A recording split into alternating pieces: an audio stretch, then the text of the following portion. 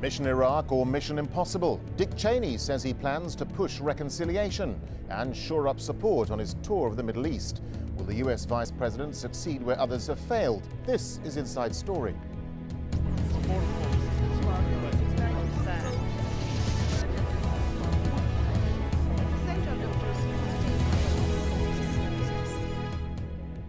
Hello, I'm Darren Jordan. Well, it was a surprise start to Dick Cheney's tour of the Middle East. The US Vice President touched down in Baghdad on Wednesday, sending a clear message he wants Iraq to dominate this trip.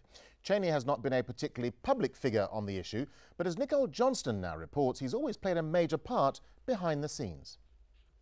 There is no doubt that Saddam Hussein now has weapons of mass destruction. The eve of the Iraq War, and US Vice President Dick Cheney is driving home his case for invasion. But as history books will show, the weapons of mass destruction never existed. The war may be over, but outside the green zone, another one rages. And it's this ongoing violence that's dragged Cheney back to Baghdad. There's a lot going on, obviously. It's a very important time, and there's a lot to talk about. Some analysts suggest he's here to clear up conflicting messages about the US and its relationship with Syria and Iran. Last week, US Secretary of State Condoleezza Rice was in Sharm el-Sheikh for an Iraq conference. Here she met the Foreign Minister of Syria, a state the US claims sponsors terror. Engaging with the enemy, it's enough to convince some people that Cheney's influence within the White House is slipping. He condemned House Speaker Nancy Pelosi's recent visit to Damascus. Yet Washington appears to be tacitly embracing parts of the Iraq Study Group report, which called for US-Syrian talks. This shift is also influenced by Saudi Arabia's growing role as a political power broker in the region. King Abdullah condemned America's military presence in Iraq, listing the injustices inflicted upon the Arab people. Today we are divided more than ever. Our Palestinian people are still under submission.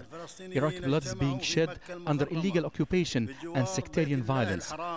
At home, the Republican White House is in trouble.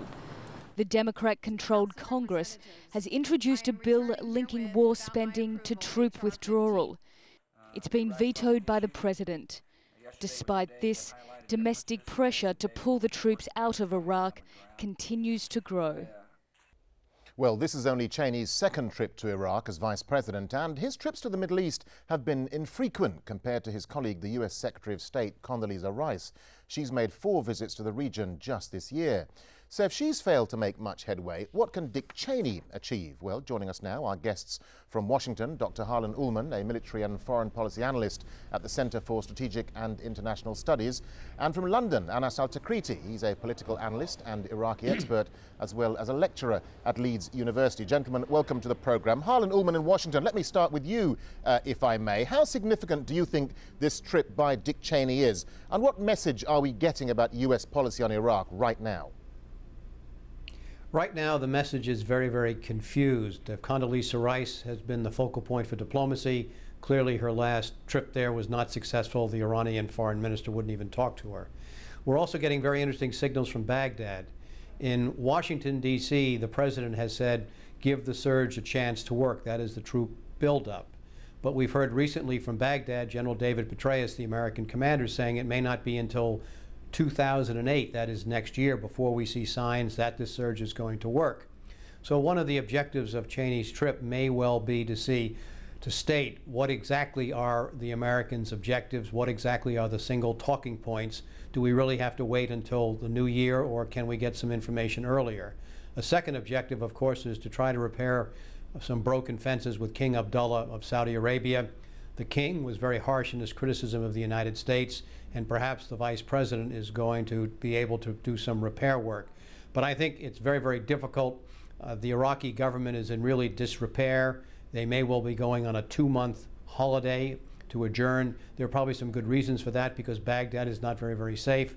But all that contributes to the perception in the United States that things are going very badly in Baghdad, that the surge may not be working, and I'm afraid Dick Cheney is going to have a very tough time deriving any kind of real good out of this particular visit unless he's going to pull a certain rabbit out of a hat and perform a trick of magic. All right, well, let's get the viewpoint now from TIKRITI there in London.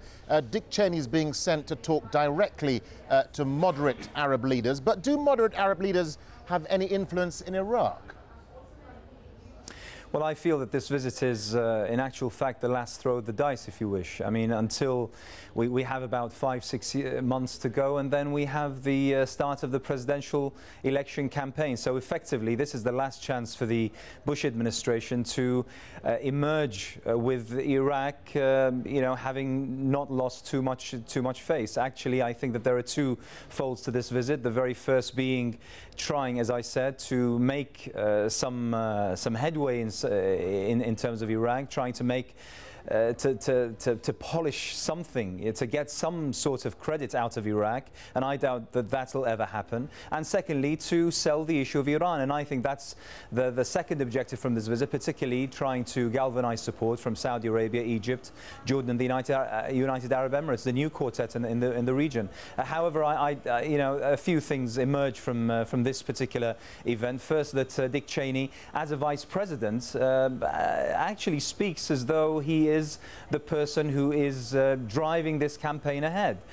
He is directly addressing the Iraqi parliament, telling them that they mustn't adjourn for 2 months, whether we agree with that or otherwise. But you know, and arriving in Iraq in the manner that he has, he's very, very presidential. I mean, it's an open secret, of course, that he is the backseat driver of the White House. But I think that they've left all sorts of you know, decorum and the such in order just to save face.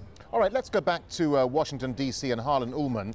This trip could be seen as Dick Cheney stepping on Condoleezza Rice's toes. Is this an indication, perhaps, that the Republicans are split over the Iraq issue?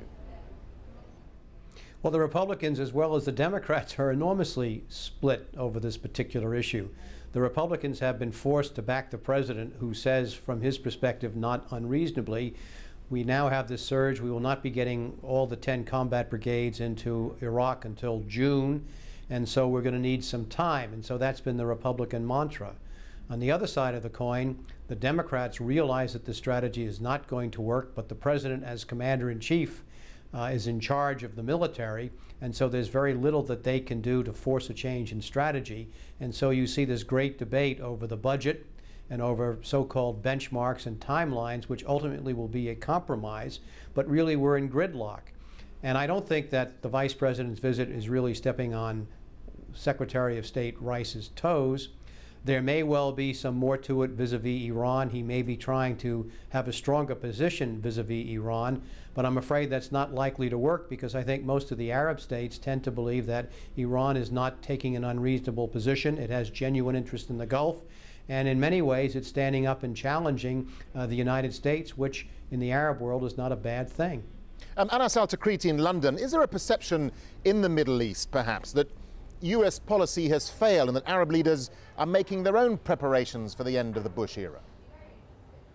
Well, yes, absolutely. I think that Iraq, particularly Iraq, has shown the Arab leaders that actually America doesn't have that magic wand and doesn't have the solution to all things. In fact, everything that America has said in regards with Iraq, starting with the report that you just had, you know, regarding what's happened and the predictions before the war, until today, everything has basically fallen flat on its face. Every single claim, every single policy, every single campaign, and even Petraeus's claim that it'll be until 2008 until this surge is shown to have any kind of impact. That, unfortunately, we've been hearing from day one, from the fall of Baghdad in April of 2003. So I doubt that many people are really holding their breath in this particular regard. Also, I think that what's happened over the past few months, and particularly Saudi Arabia's hosting of the Mecca Accord or Mecca Agreement between the Palestinian factions, I think that that has gone quite a distance in showing that actually the major Arab states can yield some leverage in solving the problems within the region. It doesn't have to be dictated or supervised or overlooked by either America or any other superpower around the world in order for things to move ahead. And I think that that has proven to the Arab world particularly that they may have far more power than they initially think. OK, gentlemen, stay with us, won't you? Because it's time for a short break now. But when we come back, we'll be taking a closer look at the reasons for Cheney's tour through the Middle East. Stay with us.